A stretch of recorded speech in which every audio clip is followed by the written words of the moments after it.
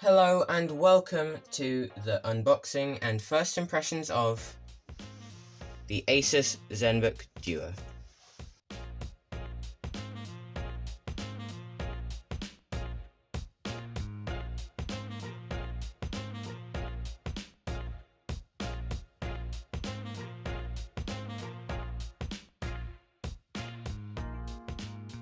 Without further ado, let's crack this thing open.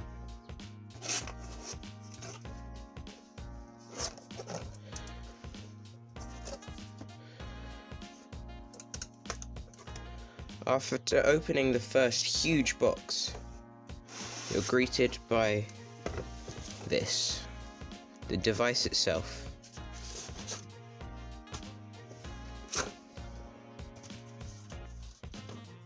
Let's put this to the side and see what else is in the box.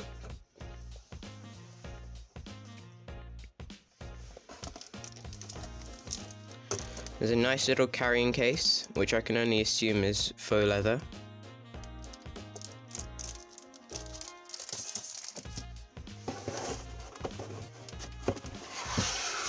And these two protection pieces.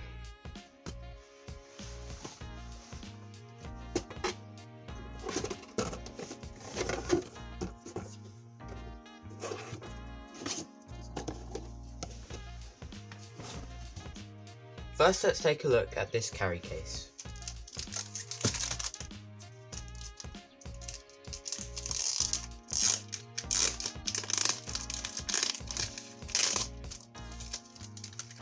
Just pull it out.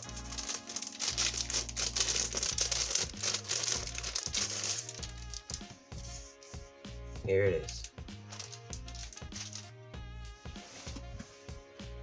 Got a magnetic close and a soft fabric inside just to keep your screen safe.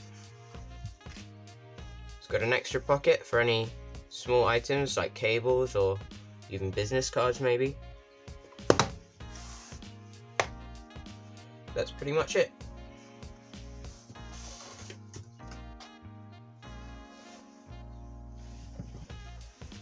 Now for the main event, the device itself.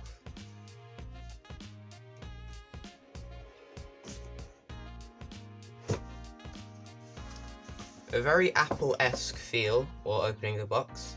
Just slides out.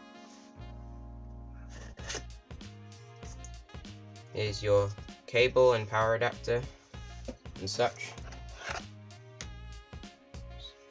Put these in the box. Here's the device.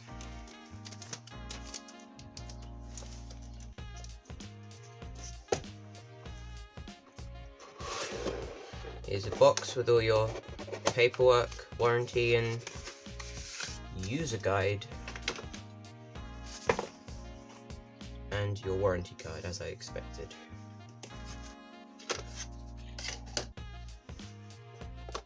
With my model there is a pen included in the box from the ASUS collection. Just put that here. And nothing underneath. Let's put this aside and get into the laptop.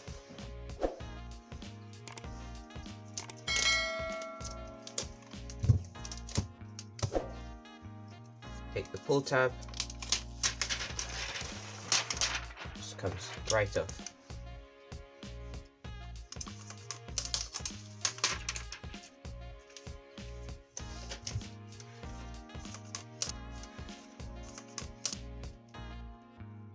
ASUS Zenbook Duo laptop of tomorrow. Exciting. Let's just get rid of this. Here it is. I'll keep this sticker here so when we close we can have a recap of what is actually included in the device. Let's test one finger open. Oh, not quite. May need a bit of help from the other hand. Oh, that's interesting. It's interesting. We have a hinge that lifts the device up and brings it backwards. If I remember correctly, that's what ASUS call their Ergo Lift Hinge. ScreenPad Plus, and there it is. It's called to fame the ScreenPad Plus. So you have your primary display and the ScreenPad Plus. Let's just move this.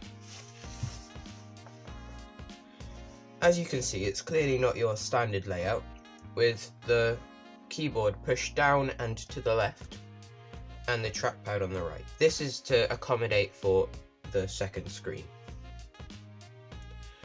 Let's power this puppy up.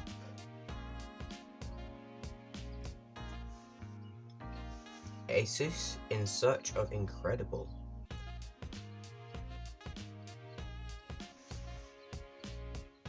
As you can see, I've already set up my face unlock.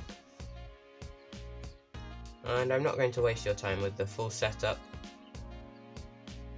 These screens really do complement each other well, with the original wallpaper flowing from the first screen into the second screen seamlessly.